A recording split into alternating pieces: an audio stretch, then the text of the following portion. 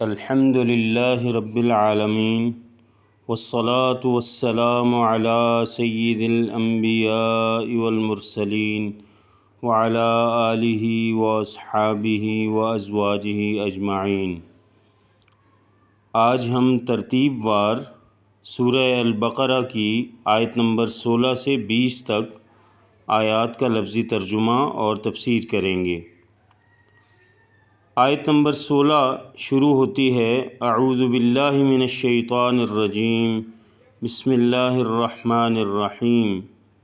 اولئک الذین اشتروا الضلالة بالہدى فما ربحت تجارتهم وما كانوا مہتدین۔ اولئک یہی لوگ، الذین جنہوں نے، اشتروا خرید لی، الضلالة گمراہی، بالہدی ہدایت کے بدلے، فما ربحت کوئی فائدہ نہ دیا، تجارتہم ان کی تجارت نے، وما کانوا اور نہ تھے وہ،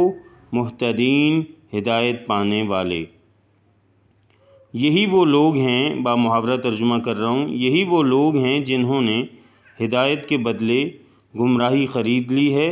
مگر یہ سودا ان کے لیے نفع بخش نہیں ہے اور یہ ہرگز صحیح راستے پر نہیں ہیں۔ قرآن مجید کے چند آخری کلمات میں ان کی حقیقت حال اور ان کے اس خسارے کو بیان کرنا جو ان کی اس روش کی وجہ سے انہیں پہنچ رہا تھا۔ اولئک الذین اشتروا الضلالۃ بالہدی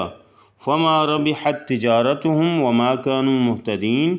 یعنی یہی لوگ ہیں جنہوں نے ہدایت کے بدلے گمراہی خرید لی ہے، مگر ان کا یہ سودا ان کے لیے نفع بخش نہیں ہے اور یہ ہرگز صحیح راستے پر نہیں ہیں۔ اگر وہ چاہتے تو ہدایت کی راہ ان کے پاس موجود تھی، اللہ نے ان کو تمام مواقع عطا فرمائے تھے، ان پر ہدایت کے دریا بہا دیے گئے۔ نبی پاک صلی اللہ علیہ وآلہ وسلم نے ان پر خوب محنت کی، ان کے سامنے کھلے عام دعوت حق پیش کی، یہ ان کے ہاتھ میں تھی، لیکن انہوں نے اپنی مرضی سے ہدایت دے کر اس کے بدلے گمراہی کو خرید لیا۔ جیسا کہ ایک غافل تاجر کا انجام ہوتا ہے کہ وہ دکان کھول کر بیٹھتا ہے، بازار میں ہوتا ہے، لیکن وہ اپنی غفلت کی وجہ سے اپنے سودے کو بیچ نہیں پاتا اور آخر کار نقصان اٹھاتا ہے، اس کے سودے میں اس کو کوئی نفع نہیں ہوتا۔ آپ نے دیکھا کہ قرآن کریم میں ان آیات میں 3 قسم کے لوگوں کی تصویر کشی کی گئی۔ ان میں سے اس تیسرے فریق نے نسبتاً زیادہ وسیع جگہ لی۔ اس کے وسیع خاکے میں ہمیں مختلف رنگ بھرے ہوئے نظر آتے ہیں جو پہلے موجود نہیں تھے۔ اس کی وجہ یہ ہے کہ پہلی اور دوسری تصویر میں جو لوگ دکھائے گئے ان کی راہ و رسم کسی طرح کسی شکل میں متعین ہے، وہ سیدھی طرح ایک مخصوص روش پر قائم ہیں۔ پہلی تصویر میں ایک ایسا کردار نظر آتا ہے جو فکر مستقیم کا مالک ہے، ایک سیدھی راہ ہے جس پر وہ بالکل سیدھا جا رہا ہے۔ دوسری تصویر میں ایک نابینا شخص دکھایا گیا جو حیران و سرگرداں ہے اور اندھیرے میں ٹامک ٹوئیاں مار رہا ہے، لیکن تیسرے شخص کی نفسیاتی حالت اس قدر پیچیدہ ہے، اس کا دل اس قدر بیمار ہے، اس کی فکر اس قدر پریشان ہے کہ اس پر مزید ایک آخری تبصرے کی ضرورت ہے۔ اس تصویر میں کچھ مزید خاکے ہیں اور ان میں رنگ بھرے گئے ہیں تاکہ اس گروہ کی مکروہ اور متلون شخصیت کے خد و خال اچھی طرح واضح ہو سکیں۔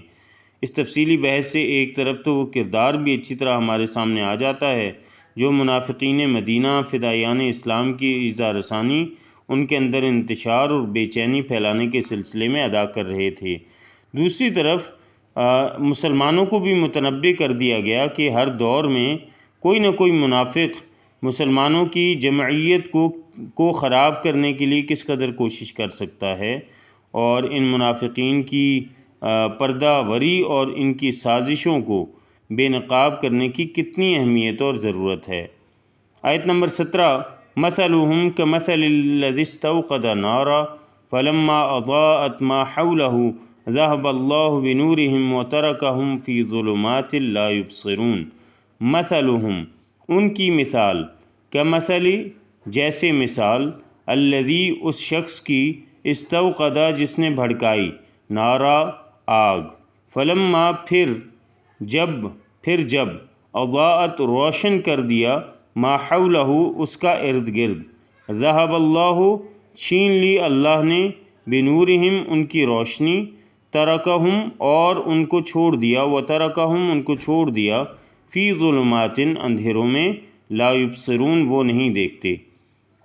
بامحاورہ ترجمہ یہ ہے کہ ان کی مثال ایسی ہے جیسے ایک شخص نے آگ روشن کی، اور جب اس نے سارے ماحول کو روشن کر دیا تو اللہ نے ان کا نور بصارت سلب کر لیا اور انہیں اس حال میں چھوڑ دیا کہ تاریکیوں میں انہیں کچھ نظر نہیں آتا۔ چنانچہ مزید وضاحت کی خاطر قرآن کریم مثالیں دے کر اس گروہ کی نفسیات اور اس کے مزاج کے تلون اور اس کی بے ثباتی اور ان کی قلبازیوں کی مزید نشاندہی فرماتا ہے کہ ایسے افراد کے خد و خال نکھر کر ہمارے سامنے آ جائیں۔ ان کی مثال ایسی جیسے ایک شخص نے آگ روشن کی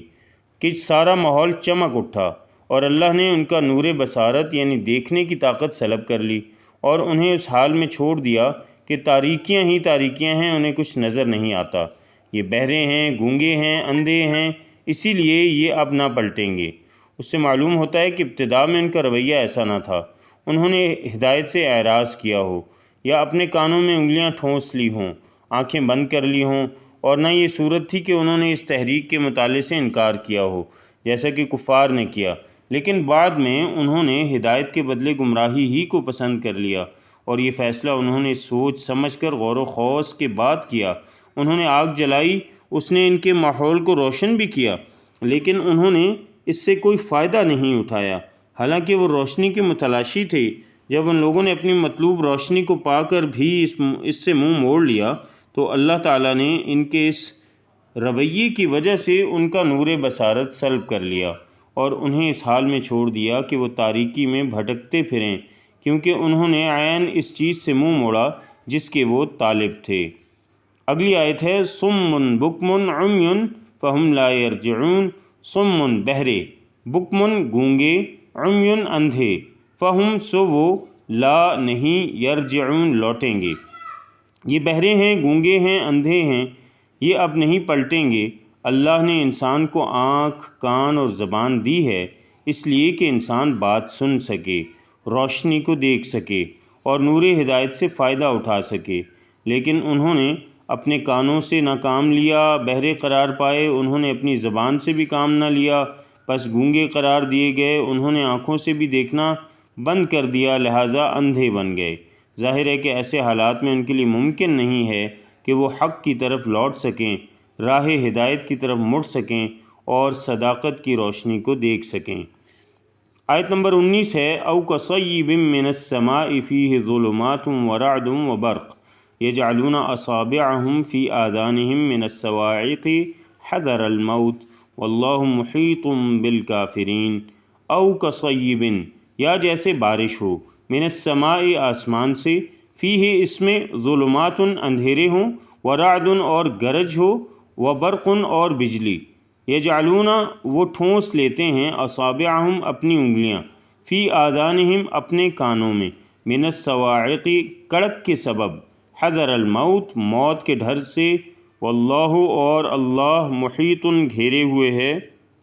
بالکافرین کافروں کو۔ یا پھر ان کی مثال یوں سمجھو کہ آسمان سے زور کی بارش ہو رہی ہے اور اس کے ساتھ اندھیری گھٹا اور کڑک اور چمک بھی، یہ بجلی کے کڑاکے سن کر اپنی جانوں کو ہر طرف سے گھیرے میں لیے ہوئے ہیں۔ اب ایک دوسری مثال کے ذریعے ان کی نفسیاتی صورتحال کا تجزیہ فرمایا گیا، جس سے ان کی اندرونی اضطراب، حیرت اور خوف اور بے چینی کا اظہار ہوتا ہے۔ او کصیب من السماء ان اللہ علی کل شیء قدیر، یا پھر ان کی مثال یوں سمجھو کہ آسمان سے زور کی بارش ہو رہی ہے اور اس کے ساتھ اندھیری گھٹا ہے اور کڑک اور چمک بھی ہے، یہ بجلی کے کڑاکے سن کر اپنی جانوں کے خوف سے کانوں میں انگلیاں ٹھونس لیتے ہیں، اور اللہ ان منکرین حق کو ہر طرف سے گھیرے میں لیے ہوئے ہے۔ چمک سے ان کی حالت یہ ہو رہی ہے کہ گویا عن قریب بجلی ان کی بصارت لے جائے۔ جب ذرا کچھ روشنی انہیں محسوس ہوتی ہے تو اس میں کچھ دور چل لیتے ہیں، جب ان پر اندھیرا چھا جاتا ہے تو کھڑے ہو جاتے ہیں۔ اللہ چاہتا تو ان کی سماعت اور بصارت بالکل ہی سلب کر لیتا، یقیناً وہ ہر چیز پر قادر ہے۔ عجیب منظر ہے یہ بھی، جس دوڑ بھاگ، قلق اور اضطراب، گمراہی اور ضلالت، خوف اور رعب، جزع اور فزع، حیرانی اور پریشانی، چمک دمک اور چیخ و پکار کی مختلف تصویریں رواں اور دواں نظر آتی ہیں، آسمان سے موسلا دھار بارش ہو رہی ہے اور اس کے ساتھ اندھیری گھٹائیں اور نیز چمک اور بجلی کے کڑاکے کی سخت آوازیں۔ کچھ لوگ ہیں جو اس تیز چمک روشنی میں آگے بڑھنے کی کوشش کر رہے ہیں۔ اچانک اندھیرا ہو جاتا ہے، بیچارے کھڑے کے کھڑے رہ جاتے ہیں، حیران و پریشان ہیں، نہیں جانتے کہ کدھر کو جائیں، مارے خوف کے کانپ رہے ہیں اور بجلی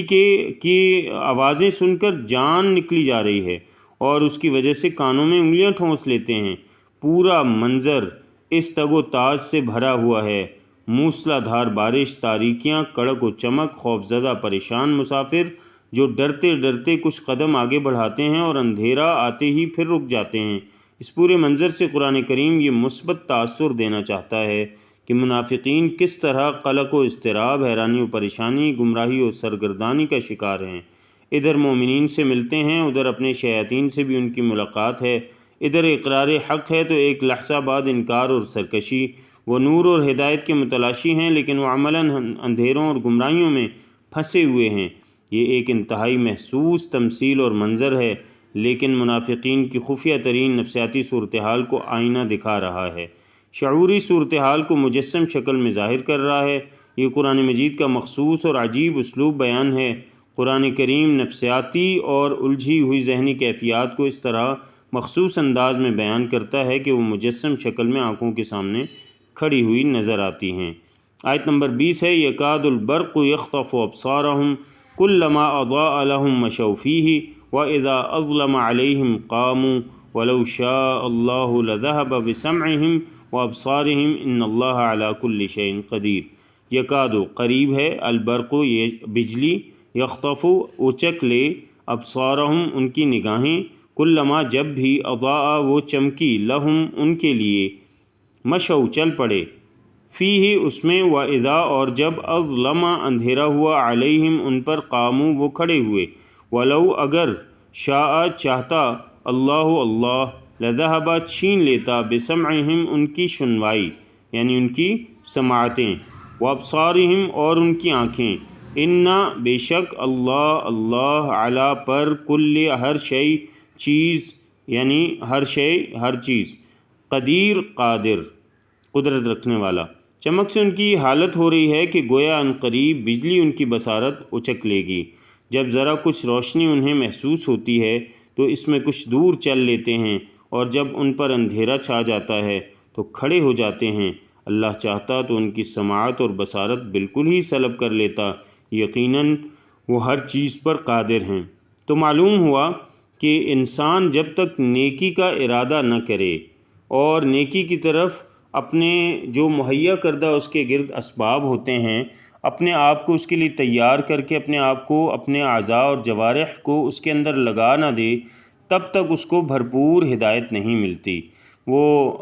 تذبذب کا شکار رہے، آدھا تیتر اور آدھا بٹیر رہے تو پھر اس کو ہدایت نہیں ملتی۔ اور یاد رکھیے، ہدایت رہنمائی کا نام ہے جو سیدھا جنت کی طرف رہنمائی کرتی ہے، اللہ کی رضا کی طرف رہنمائی کرتی ہے، اور قرآن کریم اس کا بہترین مظہر ہے۔ اللہ رب العزت مجھے بھی اور آپ کو بھی، ہم سب کو قرآن کریم کو سمجھنے کی توفیق نصیب فرمائے اور اس پر عمل کرنے کی توفیق نصیب فرمائے۔ وآخر دعوانا ان الحمد للہ رب العالمین۔